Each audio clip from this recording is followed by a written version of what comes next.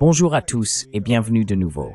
Nous sommes aujourd'hui rejoints par Kevork Almassian, l'animateur du très populaire programme Syriana Analysis. Donc, bienvenue, c'est un plaisir de vous avoir parmi nous. C'est un réel plaisir d'être sur votre émission. Merci beaucoup de m'avoir invité. Eh bien, je voulais te parler de la Syrie parce que tu couvres ce sujet depuis, toujours. Et pendant des années, tu as averti que les États-Unis et leurs alliés soutenaient des groupes terroristes dans leurs efforts pour renverser Assad. Comme tu le sais, cela a été présenté au public comme un soutien aux rebelles modérés, dans lequel les États-Unis ont coopéré avec l'Arabie saoudite et d'autres États du Golfe, soi-disant pour soutenir la démocratie et promouvoir les droits de l'homme. Maintenant, cela a réussi, et comme tu l'avais prédit, nous avons aujourd'hui un ancien membre de l'OI sous la direction de Jolani au pouvoir en Syrie. Il est très difficile, contrairement au passé, de rejeter cela comme de la propagande, étant donné qu'il figurait lui-même sur la liste des terroristes des États-Unis avec une prime sur sa tête. Mais malgré tout, on essaie maintenant de blanchir son image. Il s'est coupé les cheveux et porte un costume. Donc, il est désormais considéré comme modéré. Mais comment pouvons-nous comprendre comment nous en sommes arrivés là? Et que se passe-t-il réellement en Syrie aujourd'hui?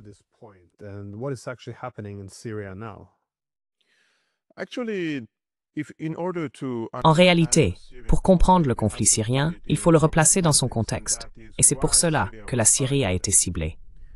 La Syrie a-t-elle été ciblée à cause d'un manque de démocratie ou d'un manque de liberté d'expression? Non. Bien sûr, la Syrie n'était pas la Suisse. Et pour être très franc, il y avait un autoritarisme politique, ce qui signifie que vous aviez des libertés sociales, ou du moins, vous aviez des libertés sociales en Syrie. Vous aviez des libertés religieuses en Syrie. Ainsi pouviez pratiquer vos affaires religieuses et culturelles de toutes les manières possibles, tant que vous n'êtes donc pas les autres.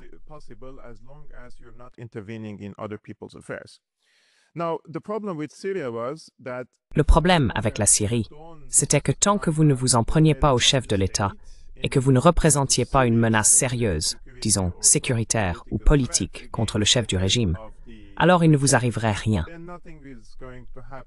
D'un autre côté, les alternatives, à savoir le Front al-Nosra, l'État islamique, Ahrar al-Sham et les autres, promettaient un État islamique dans le pays, ce qui signifie qu'ils n'allaient pas instaurer la démocratie.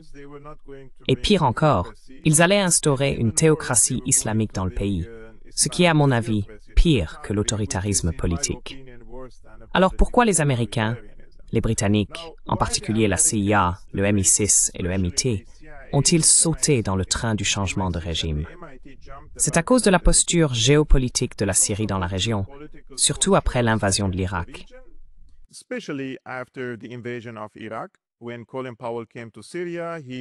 Lorsque Colin Powell est venu en Syrie, il a présenté une liste d'exigences à Bachar al-Assad, lui disant qu'il devait réorienter la posture géopolitique de la Syrie, passant du statut de membre de ce qu'on appelait autrefois l'axe de la résistance à celui du camp arabe modéré, c'est-à-dire l'Arabie saoudite, les Émirats arabes unis, l'Égypte et d'autres pays qui normalisent leurs relations avec Israël, que ce soit tacitement ou ouvertement. Après ces événements, les États-Unis ont imposé des sanctions à la Syrie sous George W. Bush. À l'époque, le président Bachar a accéléré le soutien aux acteurs non étatiques de la région qui luttaient contre l'hégémonie américaine et israélienne, notamment le Hezbollah, le Hamas, le djihad islamique et certains groupes en Irak.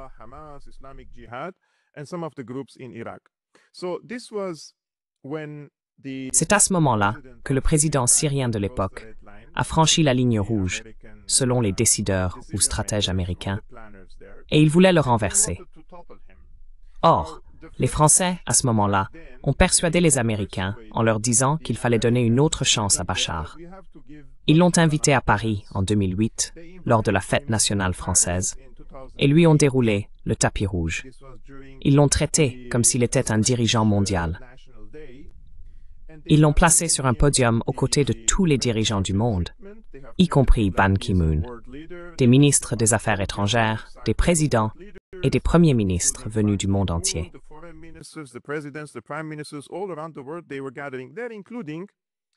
Ils se rassemblaient là, y compris le premier ministre israélien de l'époque. C'est à ce moment-là que les Français ont tendu un piège à Bachar sur le podium. Ils voulaient le pousser à serrer la main du premier ministre israélien. Si vous retournez dans les archives et regardez la vidéo, vous pouvez voir comment Ban Ki-moon parlait à Bachar, comment Amir Hamad Ben Jassim parlait à Bachar, et comment beaucoup d'autres le poussaient physiquement à serrer la main d'Olmer à ce moment-là. Mais il a refusé.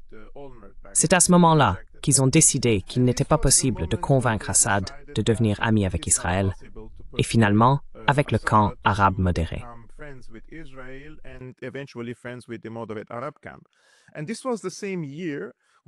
Et c'est la même année que l'ancien ministre français des Affaires étrangères a avoué sur France 24 qu'il avait été contacté en 2008, après cet incident, par ses homologues britanniques, qui lui ont dit qu'ils voulaient qu'il participe à une opération de changement de régime qui allait bientôt commencer en Syrie. 2 ans plus tard, le printemps arabe a débuté, et 1 an après, le printemps arabe s'est déplacé en Syrie. C'était donc la principale raison pour laquelle il voulait déstabiliser la Syrie, installer, disons, un gouvernement fantoche qui pourrait normaliser les relations avec Israël. Mais Israël avait une stratégie différente en tête. Pour Israël, il ne suffit pas d'avoir un pays voisin comme la Syrie, avec un gouvernement centralisé qui normalise ses relations avec Israël.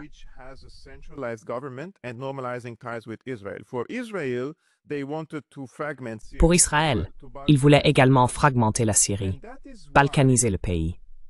C'est pourquoi les Israéliens et l'État profond aux États-Unis ont soutenu ces éléments takfiris radicaux dans le pays, parce qu'ils savaient qu'une fois que ces types d'éléments arriveraient au pouvoir, ils détruiraient complètement le gouvernement centralisé.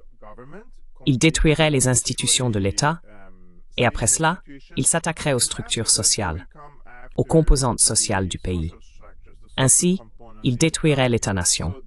Et ils détruiraient aussi le contrat social du pays, qui était fondé sur la coexistence entre 20 différentes sectes et ethnies. Et c'est exactement ce qui s'est passé. Maintenant, une fois que Jolani est arrivé au pouvoir, les institutions de l'État ont été complètement détruites.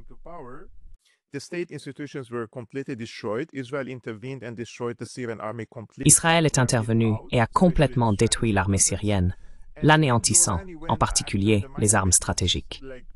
Ensuite, Jolani s'en est pris aux minorités, d'abord les Alaouites, puis les Chiites, et maintenant, il s'attaque à la communauté druze. Tout cela se déroule donc selon le plan. C'est déjà une guerre civile, et ils veulent la prolonger autant que possible pour créer des mini-États dans le pays. Avant le changement de régime, les gens s'identifiaient comme Syriens. Je suis Syrien d'origine arménienne.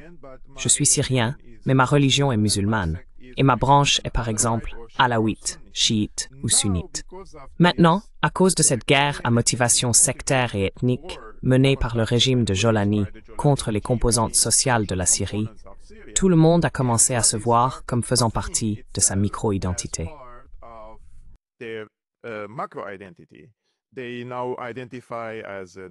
Ils s'identifient désormais comme alaouites, chiites, sunnites, kurdes, et non plus comme syriens. Et c'était là le but de cette guerre de changement de régime, comme je l'ai mentionné. L'un de ses objectifs était de détruire l'identité nationale de la Syrie et de créer des cantons dans le pays, où chaque composante dépend désormais d'une puissance étrangère pour se protéger. Maintenant, Jolani envoie son armée d'Al-Qaïda et les Bédouins contre les Druzes. Et les Druzes se retrouvent isolés. Alors ils appellent à la protection d'Israël. Ainsi, ce désespoir créé par les opérations psychologiques et sécuritaires menées contre eux a forcé de nombreux groupes de la société syrienne à dépendre de puissances extérieures.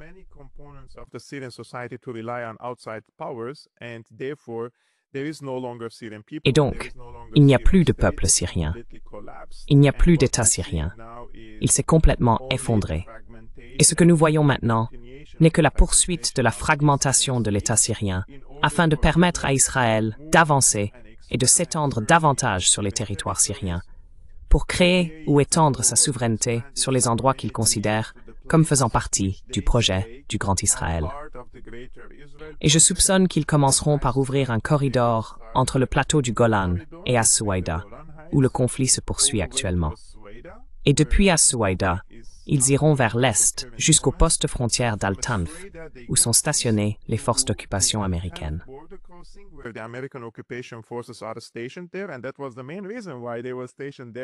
Et c'était la principale raison pour laquelle ils étaient stationnés là-bas depuis 10 ans. De là, ils pouvaient ouvrir une route terrestre vers la rive est de l'Euphrate, où les forces kurdes sont stationnées et soutenues d'ailleurs par les États-Unis. Et s'ils atteignent la rive est de l'Euphrate, cela signifie qu'Israël aurait une connectivité géopolitique entre le plateau du Golan et la rive est de l'Euphrate. Et depuis la rive est de l'Euphrate, ils peuvent projeter leur domination vers le sud-ouest de l'Irak, en particulier dans la région d'Anbar et les quartiers chiites, qui sont majoritairement pro-iraniens.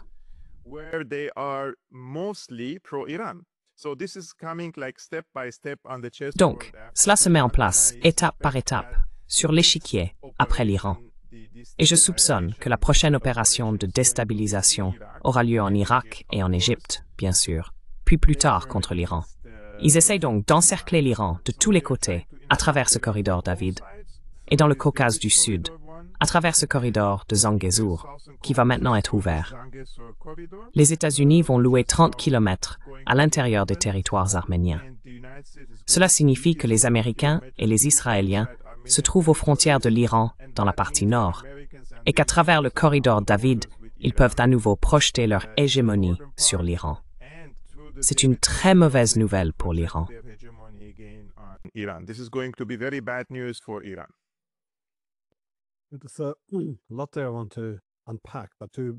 Il y a beaucoup de choses à analyser ici, mais pour commencer par le premier point, ce désir de démanteler la Syrie.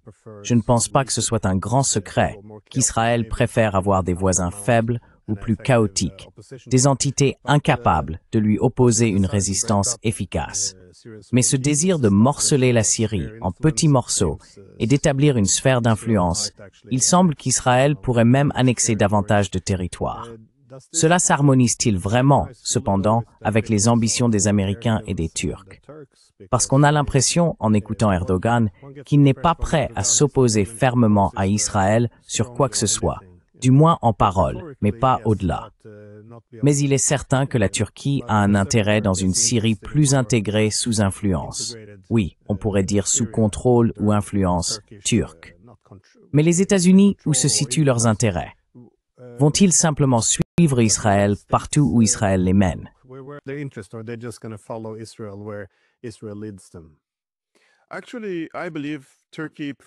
En réalité, je pense que la Turquie préfère un gouvernement centralisé en Syrie, contrôlé par Jolani. Mais l'idée d'un gouvernement centralisé, telle qu'elle est conçue par la Turquie et Jolani, ne repose pas sur des institutions étatiques ou sur la citoyenneté, où chacun serait égal devant la Constitution. Non, elle repose sur la subjugation des autres composantes de la société syrienne. Et c'est la même mentalité qui prévalait sous l'Empire ottoman, lorsqu'ils ont créé un grand empire, mais ont asservi de nombreux peuples vivant sous l'Empire ottoman, parmi lesquels figuraient mes grands-parents, les Arméniens, ainsi que les Grecs, les Alaouites, n'est-ce pas? Par conséquent, l'idée que Jolani puisse construire un État-nation ou un gouvernement centralisé est, à mon avis, une idée grotesque.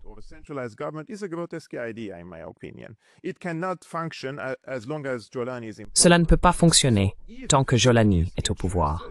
Donc, si la Turquie souhaite construire un État-nation en Syrie, capable d'étendre sa souveraineté sur l'ensemble du territoire syrien, elle ne peut pas utiliser Jolani à cette fin. Ils ont besoin de quelqu'un d'autre, car Jolani a une mentalité différente. Jolani vient d'un milieu djihadiste et il a des préjugés sectaires et ethniques contre certaines composantes de la société syrienne, dont les chrétiens. Par exemple, lorsque l'attaque terroriste a eu lieu à l'église Saint-Élie à Damas il y a quelques semaines, Jolani ne l'a pas qualifiée d'attaque terroriste. Jolani n'a même pas fait le deuil de la nation. Il n'a même pas décrété 3 jours de deuil.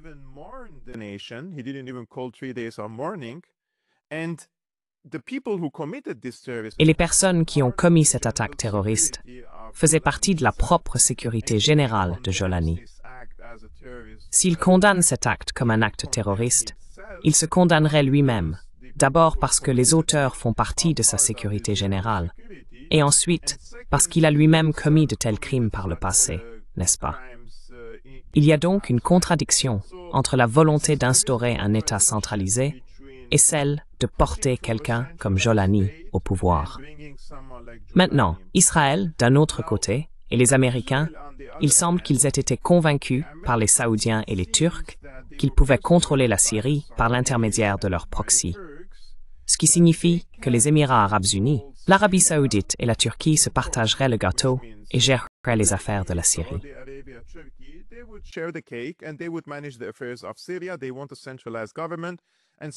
Ils veulent un gouvernement centralisé, et certains responsables aux États-Unis se sont laissés séduire par cette illusion. Maintenant, Israël avait une perspective différente, car Israël poursuit le projet du Grand Israël dans la région, et ils veulent étendre leurs revendications territoriales à l'intérieur des territoires syriens. Cela signifie qu'ils doivent attiser des guerres civiles et des tensions sectaires dans le pays afin de se présenter comme la Syrie. Un exemple de cela est ce qui s'est passé récemment à As-Souaïda. Jolani était à Bakou et il aurait rencontré, selon des rapports israéliens, des hauts responsables de la sécurité israélienne. Dès son arrivée à Damas, il a lancé cette attaque contre la communauté druze à Souaïda.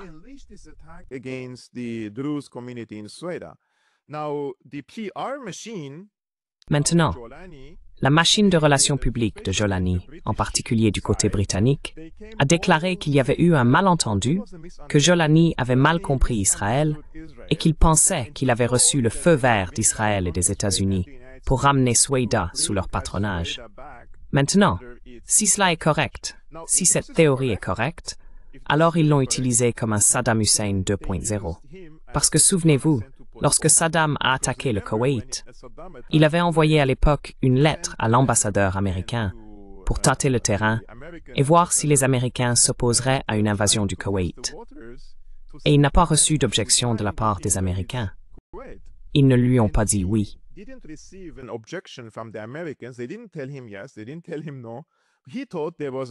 ne lui ont pas dit non.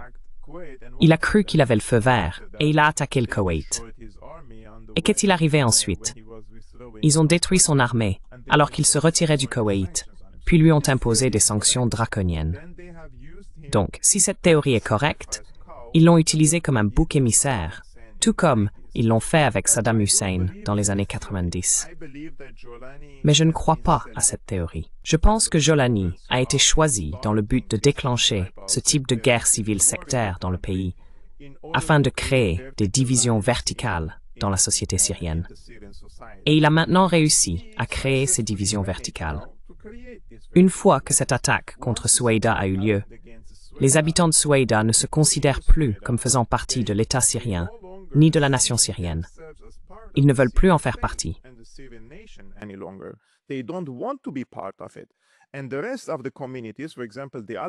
Et les autres communautés, par exemple les Alaouites, voient la même chose, mais les Alaouites ne sont pas armés et n'ont aucun pouvoir régional derrière eux.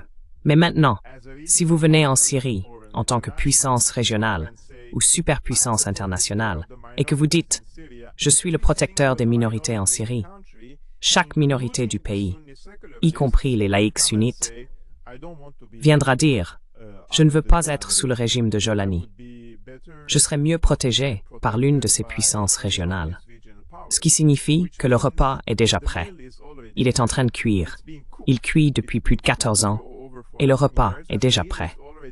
Et le niveau de désespoir qu'ils ont répandu parmi le peuple syrien, par les sanctions, par l'impact dévastateur des guerres, par les traumatismes, et maintenant par la guerre civile sectaire menée par le régime de Jolani.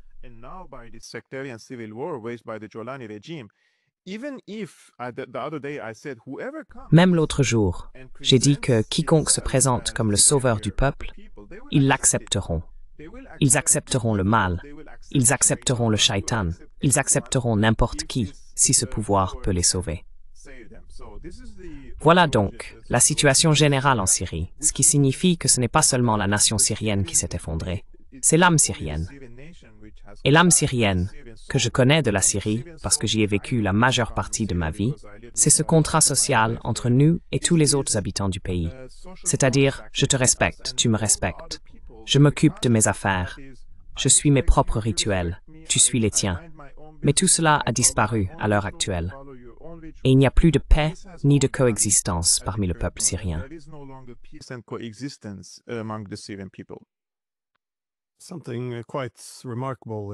Quelque chose de tout à fait remarquable, voire impressionnant, c'est la capacité à présenter l'incursion ou la division de la Syrie comme un objectif humanitaire. Mais encore une fois, pourquoi changer une recette qui semble être appliquée à chaque conflit? Cette fois, cependant, avec Israël qui commet un génocide d'un côté de la frontière et de l'autre côté, ils deviennent la force de protection humanitaire contre le gouvernement qu'ils ont contribué à mettre au pouvoir. C'est tout de même extraordinaire, mais il semble que la plupart des médias suivent le récit qu'on leur transmet. J'étais toutefois curieux, car vous avez mentionné l'Iran, disant qu'ils ont vu qu'ils pouvaient être encerclés. Vous avez dit que ce serait une très mauvaise nouvelle pour l'Iran.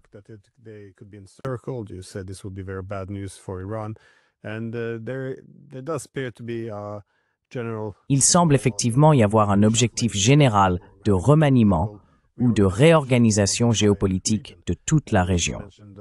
Vous avez également mentionné l'Azerbaïdjan. Quelle force voyez-vous à l'œuvre? De toute évidence, les États-Unis et Israël n'en ont pas fini avec l'Iran, mais il semble qu'ils auraient préféré affronter l'Iran par procuration. Ce qui explique pourquoi j'ai pensé que vendre des armes à Jolani et aux nouvelles autorités en Syrie pourrait être une étape vers cet objectif. Beaucoup de gens observent aujourd'hui l'inclinaison croissante de l'Azerbaïdjan vers Israël.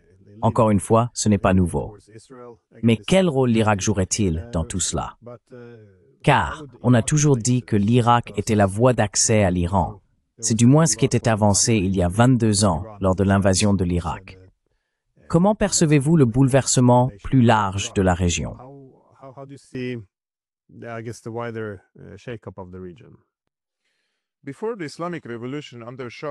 Avant la révolution islamique, sous le Shah, ce dernier considérait les pays pan-turcs comme une menace plus importante pour la sécurité nationale de l'Iran.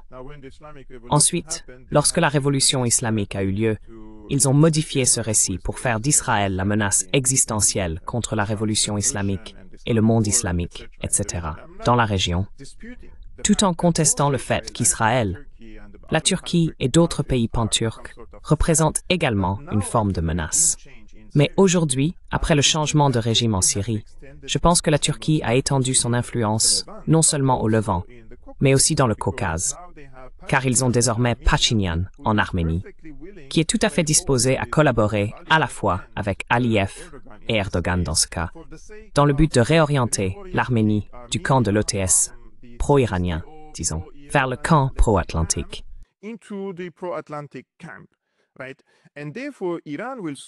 Par conséquent, l'Iran se retrouvera bientôt encerclé au nord par l'Azerbaïdjan, l'Arménie et en gros, le camp transatlantique des États-Unis.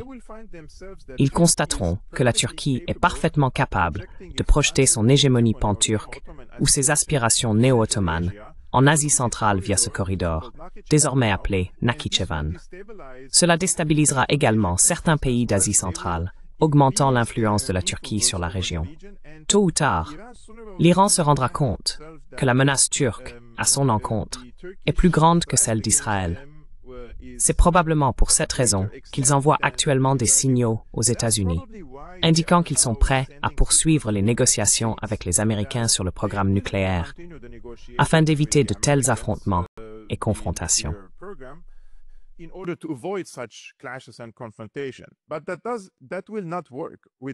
Mais cela ne fonctionnera pas avec les Iraniens, car l'Iran a construit toute sa stratégie dans la région au cours des 40 dernières années sur l'expulsion de la domination américaine. Revenir en arrière maintenant signifierait que la révolution islamique est terminée. Si la révolution islamique est terminée en Iran, cela signifie qu'il n'y a plus besoin de l'ayatollah Khamenei, ni de tout le régime, qui repose sur le concept de lutte contre l'hégémonie américaine et israélienne dans la région. Donc ce qui s'est essentiellement passé après le 7 octobre, c'est que les Israéliens se sont attaqués à chaque acteur de l'axe de la résistance, les ont éliminés ou confinés localement, et ont coupé ces axes en accélérant et en relançant l'opération de changement de régime.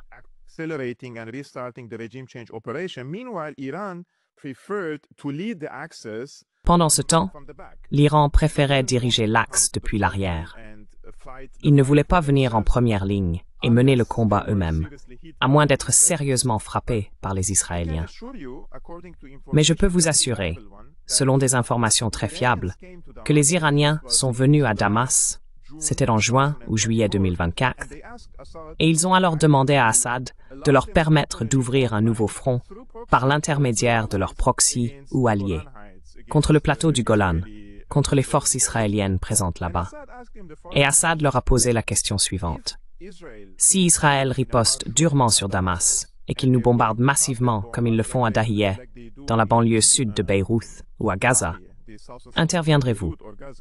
L'Iran viendra-t-il protéger ses alliés?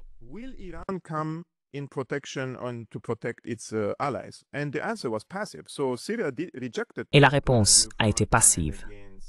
Ainsi, la Syrie a refusé d'ouvrir un nouveau front contre le plateau du Golan. À mon avis, si vous êtes le leader de l'axe, vous devez jouer un rôle plus actif dans cet axe. Tout comme les Américains sont venus protéger Israël dans ce cas, de toutes les manières possibles, militairement, logistiquement, au niveau du renseignement, etc. Mais les Iraniens préfèrent diriger depuis l'arrière, et ils appellent cela la patience stratégique. Mais la patience stratégique est désormais devenue un handicap pour l'Iran.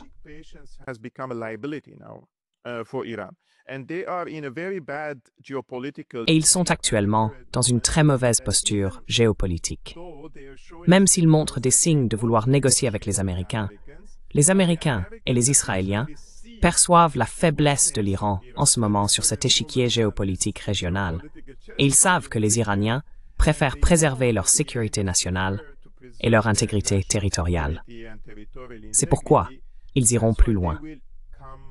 Ils pousseront de plus en plus et s'approcheront toujours davantage, car c'est ainsi que les Américains et les Israéliens négocient. Si vous leur donnez un doigt, ils veulent prendre toujours plus. Et dans ce cas, je pense que l'Azerbaïdjan va jouer un rôle central. Rappelez-vous, lors des conflits de 2020 et 2023 au Haut-Karabakh, Artsakh, l'Iran s'est rangé du côté de l'Azerbaïdjan.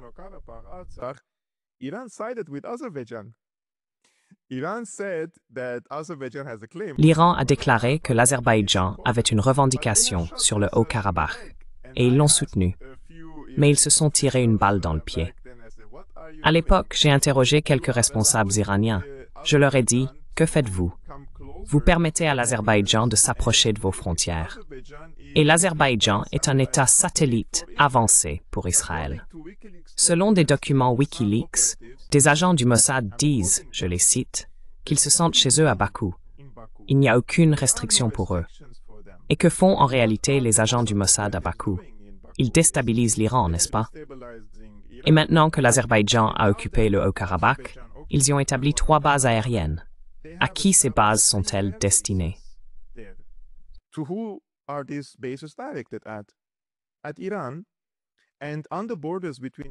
En Iran. Et à la frontière entre l'Iran et l'Azerbaïdjan, les Israéliens ont maintenant construit ce qu'on appelle des villages intelligents. C'est une histoire très intéressante. Les Israéliens construisent des villages intelligents. Personne ne connaît la nature exacte de ces villages intelligents. Mais l'hélicoptère de Raisi est tombé à 200 km de l'un de ces villages intelligents. Cela soulève donc de sérieuses questions sur l'utilité et le but de la construction de ces villages intelligents par Israël à la frontière. Et si l'on en croit les affirmations de certains rapports iraniens, certains des drones utilisés lors des attaques contre l'Iran provenaient d'Azerbaïdjan.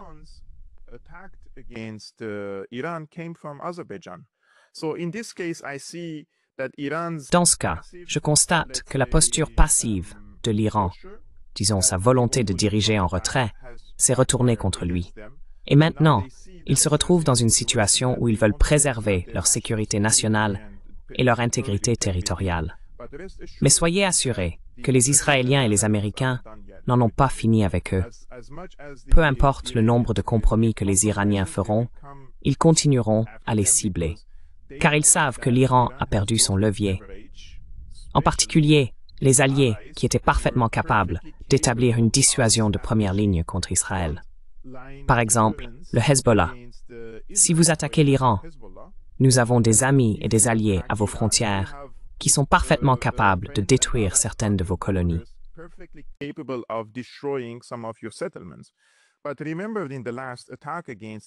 Mais souvenez-vous, lors de la dernière attaque contre l'Iran, le Hezbollah n'est pas intervenu, car le Hezbollah a été localisé. Le Hezbollah sait qu'à l'heure actuelle, son existence et celle de son peuple, la communauté chiite, est en danger, est gravement menacée. Il préfère donc se préserver localement à l'intérieur du Liban, tout en s'attendant aussi à une attaque venant de Syrie.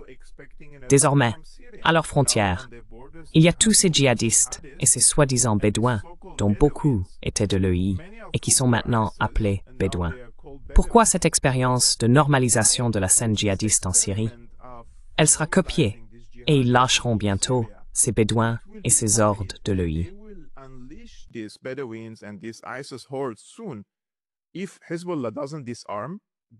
Si le Hezbollah ne se désarme pas, Tom Barak continue de dire que le Hezbollah doit se désarmer lui-même. C'est une idée folle. C'est comme demander à quelqu'un de se désarmer alors qu'il attend qu'un couteau lui soit mis sous la gorge. Non, ils ne se désarmeront pas, et ils se battront quand le moment viendra.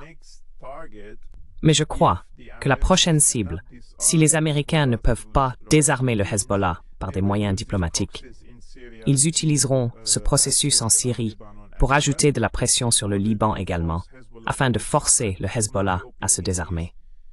Mais à mon avis, le Hezbollah est trop bien entraîné et trop compétent pour que ces bédouins chaotiques et les hordes de l'EI puissent éliminer le Hezbollah en tant qu'organisation.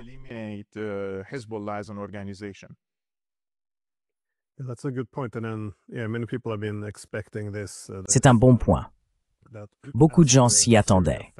À mesure que la Syrie tombait, les nouveaux groupes terroristes qui contrôlent désormais le pays seraient probablement utilisés pour s'en prendre aussi au Hezbollah, au Liban. Mais je trouve que la Turquie joue un rôle très intéressant dans tout cela, car elle mène un grand jeu. Et comme tu l'as dit, lorsque la Turquie pourra se connecter correctement avec l'Azerbaïdjan, elle disposera d'un bon flanc nord contre les Iraniens, mais aussi d'un accès solide à l'Asie centrale. Pour moi, la pièce la plus étrange de ce puzzle reste le pays situé entre les deux, l'Arménie. Cela n'a aucun sens à mes yeux. On dirait simplement que Pachinian prend une décision autodestructrice après l'autre, renforçant ses adversaires et affaiblissant ses partenaires. Je n'arrive pas à comprendre. C'est vraiment étrange de s'allier avec les deux loups de chaque côté, la Turquie et l'Azerbaïdjan, qui devraient probablement être considérés comme leurs principaux adversaires.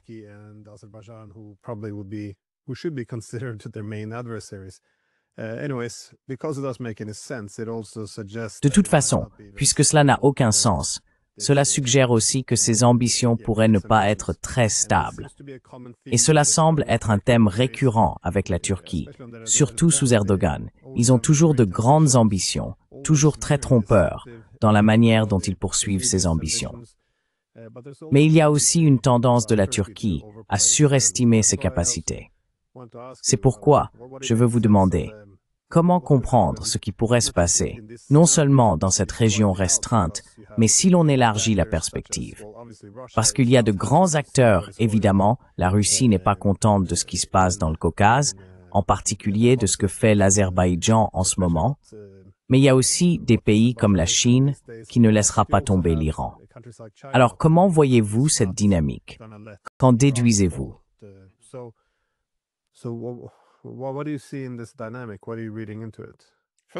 Tout d'abord, je voudrais faire un commentaire sur Pachinian. Vous avez dit que cela n'a pas de sens, et c'est vous l'expert. Désolé de vous interrompre, mais sur la base de l'entité nationale, cela n'a aucun sens. Et cela n'a aucun sens. Vous êtes l'expert sur ce sujet. Et quand cela n'a aucun sens, quand on regarde l'intérêt national de l'Arménie et qu'on voit qu'ils vont simplement dans la direction opposée, cela signifie qu'il y a quelque chose, un facteur en coulisses, que nous ne voyons pas. Dans ce cas, je crois que le principal facteur est que Pachinian est arrivé au pouvoir, tout comme lors de la révolution de couleur en Ukraine, dans le but de réorienter l'Arménie vers le camp transatlantique, exactement comme la révolution de couleur et le Maïdan en Ukraine. C'est le même scénario qui est adopté à différents endroits dans les pays d'Europe de l'Est ou les anciens pays de l'Union soviétique.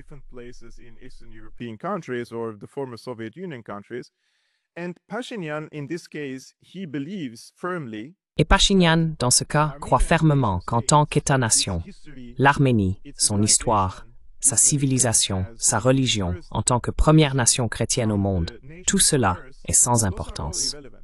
Il remet en question le génocide arménien. Il s'oppose à l'Église apostolique arménienne.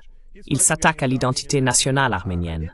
Sa base populaire qualifie l'identité nationale arménienne de fascisme. Ils estiment que l'Église doit être démantelée et que le pays doit rejoindre lui-même et accueillir des forces de l'OTAN. Donc je pense que telle est la tâche.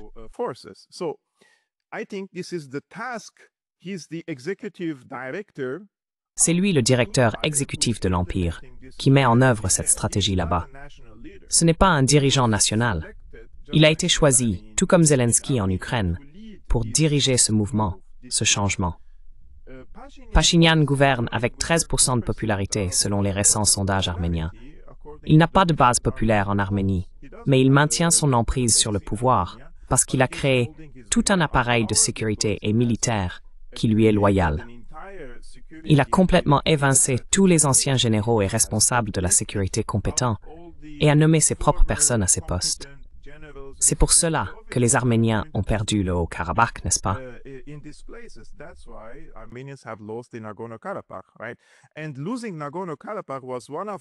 Perdre le Haut-Karabakh faisait partie des tâches qui lui ont été assignées par ces mondialistes, car il voulait ouvrir le corridor de Zangezur entre l'Azerbaïdjan, le Nakhitchevan et la Turquie, au profit du camp transatlantique, afin d'avoir cette projection de puissance à travers la Turquie vers l'Asie centrale et surtout dans le Caucase du Sud. Ainsi, dans ce cas, Pachinian s'est naturellement retrouvé dans le même camp que la Turquie et l'Azerbaïdjan, qui sont les pires ennemis du peuple arménien, et il n'hésiterait pas un instant à engloutir complètement la nation arménienne. Et s'il y a quelqu'un qui pense que les nations ne meurent pas et que les civilisations ne disparaissent pas ou ne déclinent pas, je dois leur rappeler l'Empire assyrien. Je dois maintenant leur rappeler la nation syrienne.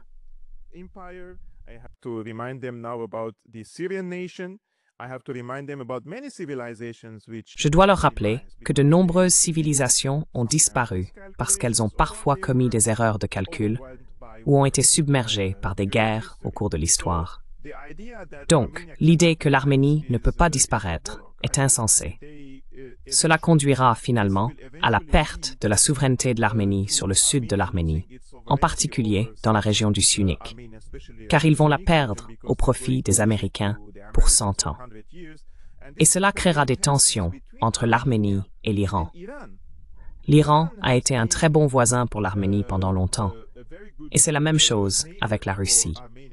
En 2016, lorsque l'Azerbaïdjan a attaqué le Haut-Karabakh, ils avaient les mêmes forces, la même puissance, mais ils n'ont pas pu occuper le Haut-Karabakh sous l'ancien président ou premier ministre de l'époque, Sergei Sargsyan, parce qu'il entretenait d'excellentes relations avec toutes les puissances, avec la Russie, avec l'Iran, avec les États-Unis.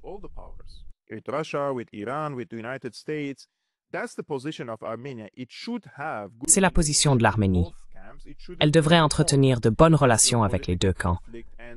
Elle ne devrait pas être un pion dans ce conflit géopolitique, ni devenir une arme contre l'un ou l'autre des camps.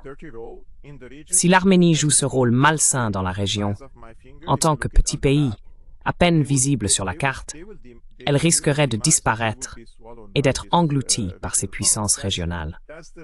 C'est ce qui m'inquiète le plus, car je suis d'origine arménienne et j'essaie de tirer la sonnette d'alarme à ce sujet depuis 2018.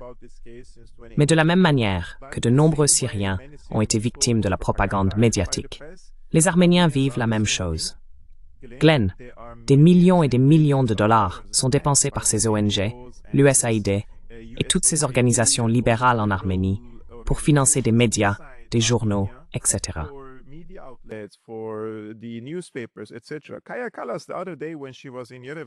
Kaja Kallas, l'autre jour, lorsqu'elle était à Erevan, tu te souviens de ce qu'elle a dit? Elle a déclaré « Nous voulons dépenser, je ne sais pas, 10 millions de dollars ou quelque chose comme ça pour les médias arméniens indépendants. » L'idée d'associer les deux mots « indépendant » et 10 millions de dollars ne colle pas. Comment vas-tu établir une presse indépendante si tu la finances? Cela signifie qu'ils suivront les directives et la ligne éditoriale des bailleurs de fonds. Et quel est l'intérêt de l'UPMM dans ce cas? C'est l'intérêt d'ouvrir ce corridor du Nakhichevan. C'est l'intérêt de maintenir les observateurs de l'UME aux frontières.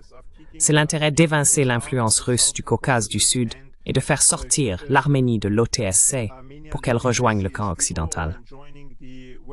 Je ne suis pas contre une bonne relation avec l'Occident. Il ne faut juste pas devenir un pion. L'exemple de l'Ukraine, un immense pays, est devant vous.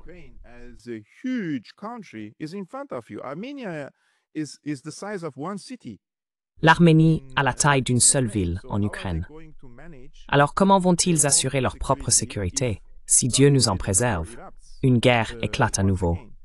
Et l'Azerbaïdjan continue de dire, Aliyev, il le dit à l'enregistrement en vidéo, qu'il considère l'Arménie comme la province d'Azerbaïdjan occidental. Ils le disent. Ce n'est pas seulement mon analyse. Donc en tant que nation, si vous voulez vous protéger, d'abord, il vous faut une identité nationale pour que le peuple ressente un sentiment d'appartenance à la nation. Ensuite, il faut l'aspect religieux. D'autant plus que 97% des Arméniens sont apostoliques orthodoxes arméniens. La foi chrétienne a permis aux Arméniens de survivre pendant des siècles, surtout après le génocide arménien. Donc, quand on détruit l'identité nationale et l'Église, on détruit les deux piliers principaux de la nation arménienne.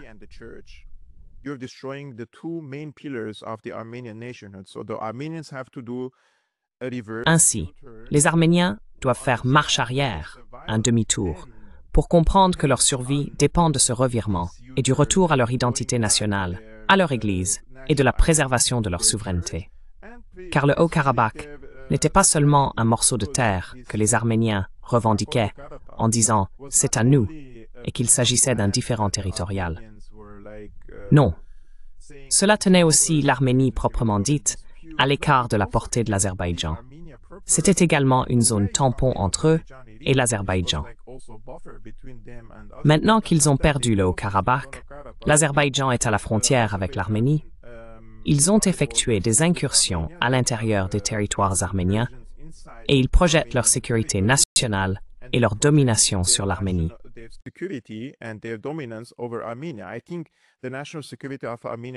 Je pense que la sécurité nationale de l'Arménie est complètement exposée.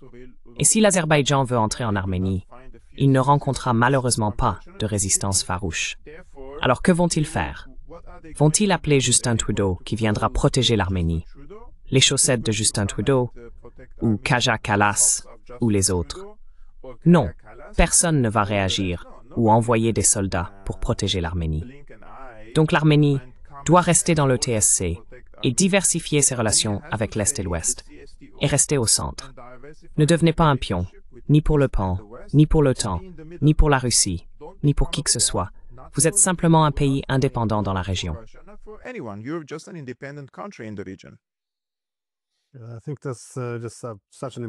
Je pense que c'est vraiment un point crucial. La nécessité de diversifier les partenaires étrangers, à la fois pour la sécurité, mais peut-être encore plus pour les liens économiques. C'est vraiment la différence entre être le partenaire d'un État puissant ou n'être qu'un pion. Je me souviens que je donnais toujours le même conseil à l'Ukraine aussi, enfin avant 2014, vous devriez diversifier vos liens économiques. Encore une fois, il faut se tourner vers l'Occident pour renforcer les liens économiques. Il ne faut pas être excessivement dépendant de la Russie, car si vous dépendez trop d'une seule puissance, ce qu'on appelle une interdépendance asymétrique, où vous dépendez plus d'eux que de vous, vous ne pourrez pas jouir d'aucune souveraineté.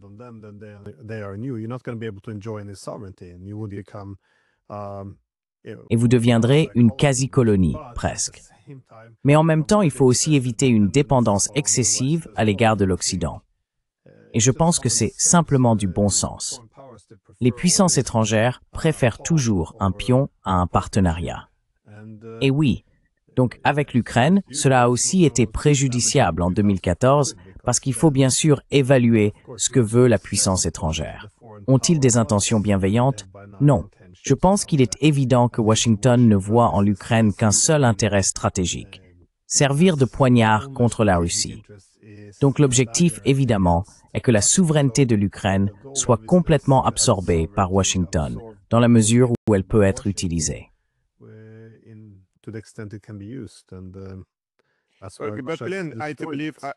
Je pense que devenir un pion de l'Occident est plus dangereux que de devenir un pion d'une autre puissance, comme la Russie ou la Chine.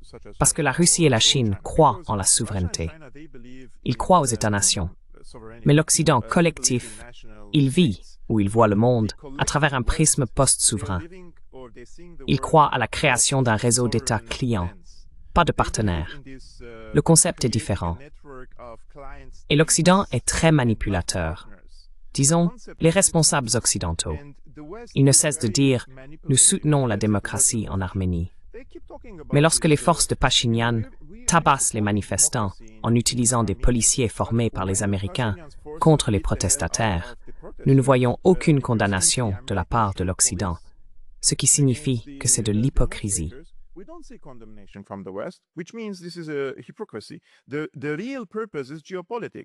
Le véritable objectif, c'est la géopolitique. Et c'est ça qui me dérange, qu'on présente aux gens un beau plat, coloré avec des drapeaux LGBTQ, et qu'on leur dise « Oh, on va vous sauver, tenez ». Mais c'est comme un poison. Ils empoisonnent les nations en les manipulant pour leur faire croire qu'elles sont désormais libres. Comme le peuple syrien, dont beaucoup sont descendus dans la rue pour célébrer leur liberté après le changement de régime, ce qui est en réalité de l'esclavage total. Donc les concepts, l'idée de ce qu'est la liberté, ce qu'est la démocratie, ce qu'est la souveraineté, ce qu'est ceci ou cela, tout est complètement inversé de nos jours.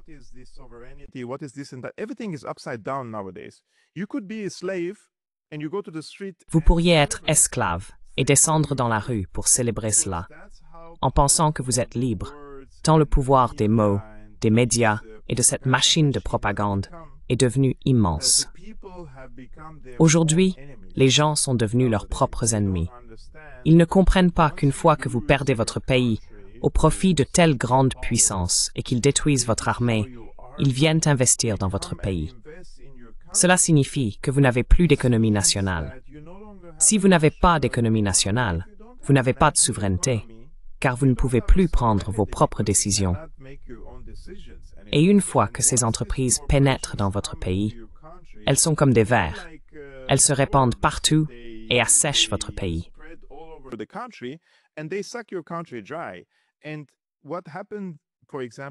Et ce qui s'est passé, par exemple, en Syrie, toutes ces entreprises qui prennent le contrôle des ports, des aéroports, des universités, des autoroutes, des secteurs de l'énergie, etc.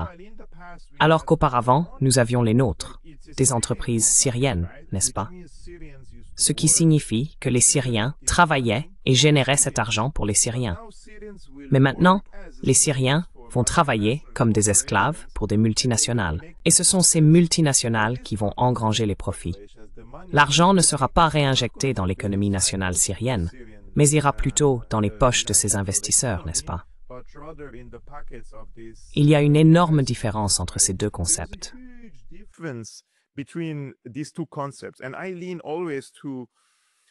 Et je penche toujours pour un pays où les gens peuvent prendre des décisions qui leur conviennent. Mais si vous devenez un pays esclave ou un pays client, alors vous perdez la capacité de prendre des décisions, même dans votre propre programme scolaire, même dans vos choix quotidiens les plus élémentaires.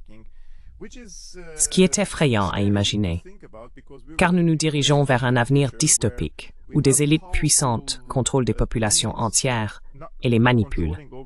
Les gens sont programmables, ils peuvent changer d'avis et ils peuvent être persuadés et manipulés.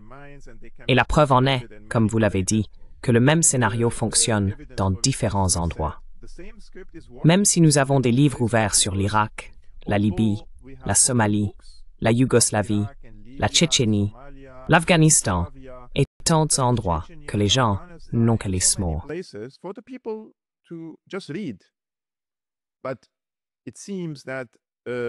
Mais il semble qu'ils aient du mal à tirer les leçons. Même s'ils lisent l'information et qu'elle est désormais accessible à tous, gratuitement, certaines personnes ont encore du mal à en tirer des enseignements. C'est pourquoi il est important que des personnes comme vous, ainsi que de nombreuses autres voies alternatives, fassent le travail que les médias devraient accomplir, c'est-à-dire informer le public. Parce que sur nos chaînes de télévision, nous ne sommes pas informés. On nous dit comment penser à propos d'un conflit et quelles décisions nous devrions prendre. Ils décident à notre place. C'est la principale différence entre expliquer et dicter. Et donc ces chaînes, à mon avis, font vraiment un excellent travail pour informer la population. Et tu vois combien de personnes aujourd'hui, Glenn, commencent à s'y opposer.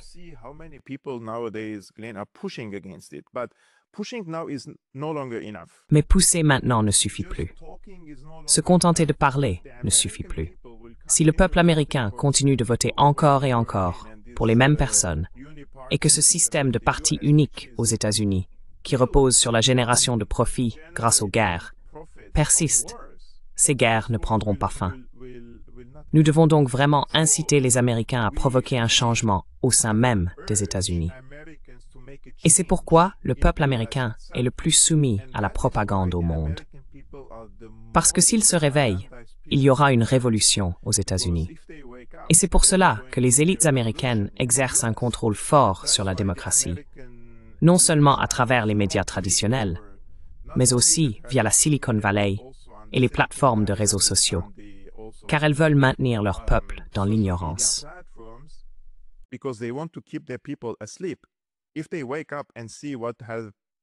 S'ils se réveillent et voient ce que cet empire a fait au reste du monde, au moins depuis la Seconde Guerre mondiale, cela va provoquer un changement. Par conséquent, pousser seul ne suffit pas, à mon avis. Nous devons être plus actifs pour convaincre le peuple américain d'agir dans son propre pays et de ne pas continuer à recycler le même type de personnes à l'esprit criminel dans des positions de pouvoir, car c'est nous qui en payons le prix. Peut-être que le peuple américain ne voit pas ce qui se passe en Syrie.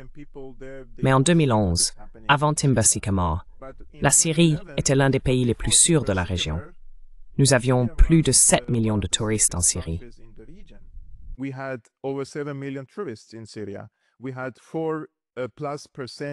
Nous avions une croissance du PIB de plus de 4% en Syrie. J'étais à Damas et dans d'autres endroits, et je voyais tous ces étrangers venant de l'Occident pour faire du tourisme dans notre pays. Que s'est-il passé maintenant? C'est devenu comme Tora Bora. C'est même pire que l'Afghanistan, non? Alors, qu'est-ce qui a changé? C'était le même régime à l'époque, mais c'était stable. Ce qui a changé, c'est cette opération de changement de régime. Ces efforts de déstabilisation qui ont été initiés par la CIA, le MI6, les services de renseignement secrets, pour des raisons géopolitiques, pour des raisons financières, comme nous l'avons expliqué au cours de cette conversation avec vous.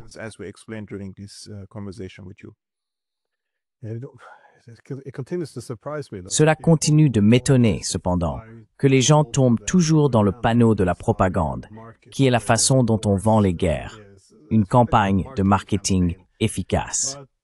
Mais certains ont vu un scandale lorsque des documents de la CIA ont révélé, en Afghanistan, qu'ils utilisaient l'image de jeunes filles allant à l'école pour vendre une guerre de plus en plus impopulaire aux Européens. Il est étrange pour moi que cela devienne un scandale, car que cela n'ait pas été évident dès le premier jour, que tant de gens pensent encore que les États-Unis ont une stratégie de sécurité liée à l'hégémonie et à la primauté mondiale. Cette idée selon laquelle C'est ainsi que nous resterons en sécurité dans le monde. Et pourtant, lorsqu'ils envahissent un pays, ils présentent cela au public comme du pur altruisme, simplement pour aider les gens.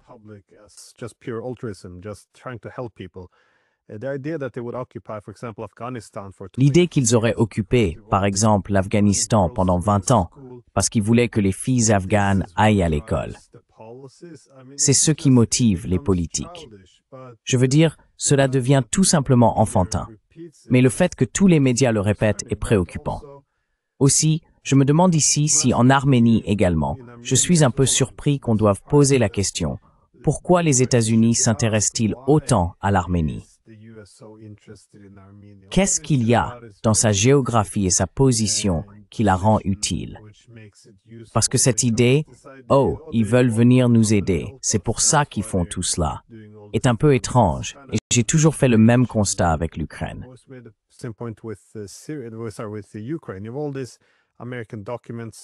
Parmi tous ces documents américains, ces universitaires américains, ces membres de groupes de réflexion qui ont écrit des livres et des articles expliquant pourquoi attirer l'Ukraine dans l'orbite de l'OTAN serait la voie pour briser et détruire la Russie. Et pourtant, non. Ils viennent simplement ici pour nous aider. Vous savez, la politique est motivée par le désir de répandre la démocratie et la liberté. C'est très étrange. J'ai donc juste une dernière question rapide à propos de la Syrie. Étant donné que beaucoup de gens, pour de nombreuses raisons, avaient de bonnes raisons d'être très critiques envers le gouvernement d'Assad, comme vous l'avez justement dit, il est assez autoritaire. Il y a bien sûr des préoccupations humanitaires légitimes concernant la façon dont il a dirigé le pays pendant longtemps.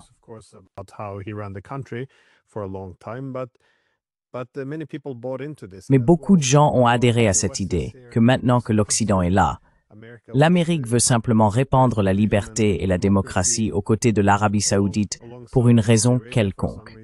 Comment perçoivent-ils cela aujourd'hui? Parce que pour beaucoup, ils ont sûrement soutenu la chute d'Assad et ont dansé dans les rues. J'imagine que le réveil aujourd'hui, c'est Jolani et ses sbires qui dirigent la Syrie à leur détriment. Et en effet, comme vous l'avez dit, la Syrie elle-même va très probablement s'effondrer. Alors, y a-t-il des leçons tirées ou comment les gens réagissent-ils à cette situation? Je pose la question parce que je vois la même chose aujourd'hui en Ukraine. De plus en plus de personnes, comme d'anciens candidats à la présidence, d'autres aussi, disent maintenant qu'il semble que les Européens nous utilisent simplement comme chair à canon pour affaiblir la Russie. Je veux dire, cela aurait dû être évident dès 2014, et pourtant nous en sommes là. Voyez-vous cela aussi en Syrie?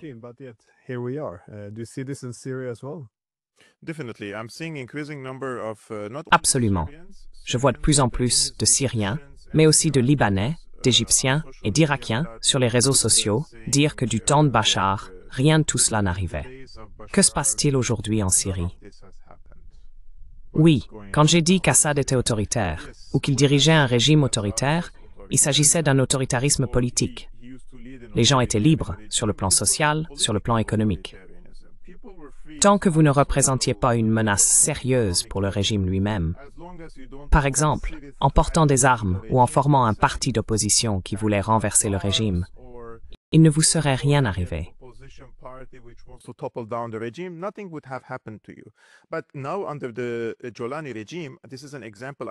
Mais maintenant, sous le régime de Jolani, voici un exemple que je veux donner et qui est très important. Sous Assad, que vous soyez alawite, chiite, druze ou sunnite, cela n'avait pas d'importance. Tant que vous étiez loyal au régime, il ne vous arrivait rien. Ce n'était pas un régime politique sectaire. Maintenant, sous Jolani, même si vous soutenez Jolani, même si vous êtes contre Assad, même si vous étiez une figure importante de l'opposition à Assad, si vous êtes né dans la mauvaise religion, vous serez tué. Un exemple de cette semaine que j'ai trouvé vraiment bouleversant est celui d'un scientifique syrien issu de la communauté druze.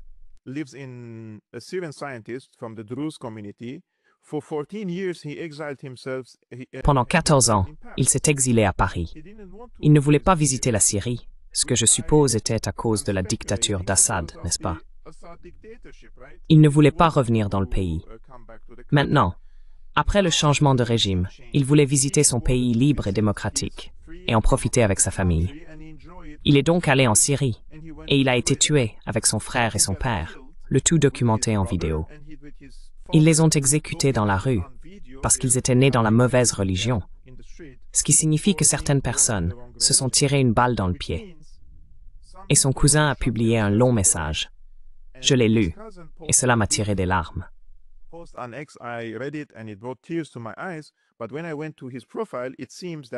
Mais lorsque je suis allé sur son profil, il semble qu'ils aient été de longue date des opposants à Assad, ce qui signifie qu'ils avaient célébré cette opération de changement de régime. Mais une fois retournés en Syrie, ils ont été tués à cause de leur appartenance religieuse. C'est donc la question que beaucoup de gens se posent aujourd'hui.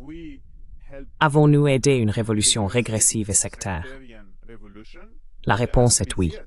Mais beaucoup de gens, Glenn, vivent dans le déni. Et il est difficile pour beaucoup d'accepter qu'ils étaient du mauvais côté. Alors, ils persistent, n'est-ce pas? Ils ne veulent pas admettre que ce qui a été fait à la Syrie était une erreur.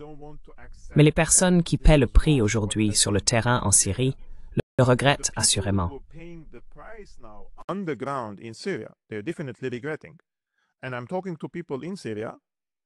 Et je parle avec des gens en Syrie. Ils me disent, nous ne faisons même plus confiance à l'ombre de notre propre corps. Nous ne faisons confiance à personne.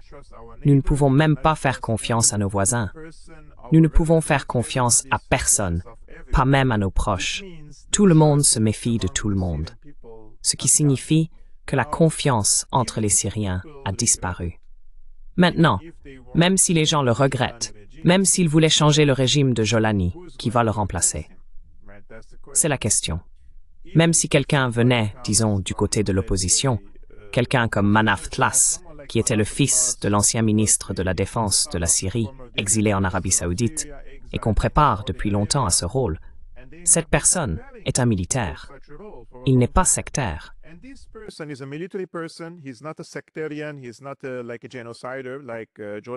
Il n'est pas comme un génocidaire tel que Jolani. Mais même si cette personne arrive, cela signifie aussi qu'il a été formé en Arabie Saoudite. Et même s'il arrive, cela veut dire que la Syrie n'a plus d'économie nationale, plus d'armée fonctionnelle. Donc il ne pourra pas construire un État souverain. C'est pourquoi j'ai dit que les dégâts sont déjà faits. Cela pourrait prendre des décennies. Et probablement que les États-Unis et d'autres puissances seront distraits par d'autres problèmes dans le monde, ce qui permettrait aux Syriens de se relever et de reconstruire des institutions étatiques. Mais d'ici là, cela prendra des décennies et beaucoup de temps. Donc, peu importe qui viendra ensuite en Syrie, cela ne changera rien, si ce n'est que les tueries contre les minorités cesseraient.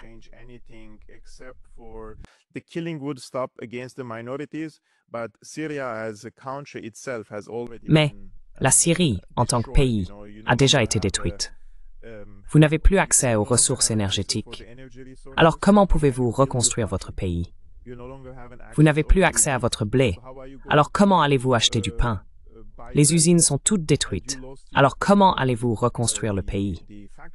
De toute façon, peu importe qui viendra ensuite, la seule chose positive qu'un nouveau dirigeant pourrait apporter, c'est que les tueries sectaires pourraient cesser. Mais attendre que quelqu'un arrive avec une baguette magique pour reconstruire le pays, cela n'arrivera pas. Logiquement, ce n'est plus possible.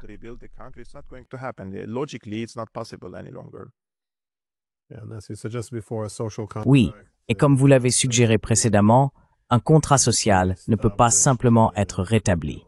C'est l'une de ces choses qui demandent du temps. Quoi qu'il en soit, merci beaucoup pour vos éclairages. Je vous en suis vraiment reconnaissant et je me sens un peu plus avisé sur le sujet. Donc, merci encore. Merci beaucoup. Thank you very much.